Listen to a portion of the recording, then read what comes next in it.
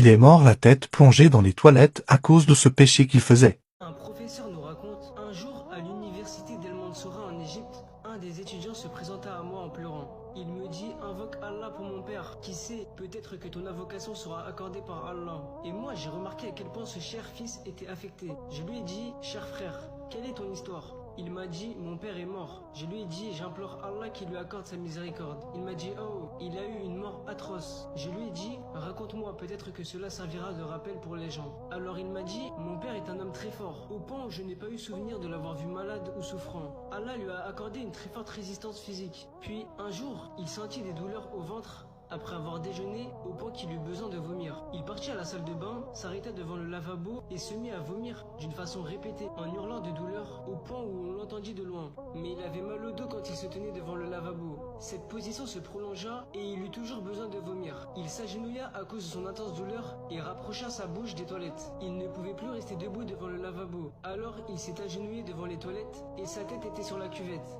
À chaque fois qu'il voulut vomir, il vomit dans les toilettes parce qu'il ne put plus rester debout. Puis soudain, j'ai entendu un hurlement. J'ai accouru vers lui et j'ai vu son visage dans la cuvette des toilettes et il ne bougeait plus. Après ce dernier cri, nous l'avons soulevé et constaté qu'il avait rendu l'âme à Allah. Qu'Allah nous préserve. Il avait rendu l'âme alors que sa tête était plongée dans la cuvette. Je lui ai demandé, dis-moi mon frère, comment était ton père dans sa vie? Il m'a répondu en pleurant, il n'a jamais fait la prière, ne serait-ce une seule fois. Je lui ai dit, mon frère, je connais les méfaits de l'abandon de la prière. Par contre, par Allah, demande à ta maman ce que faisait exactement ton père. Il me répondit, il faisait juste ça. Je lui ai dit non, demande à ta maman et reviens m'en parler.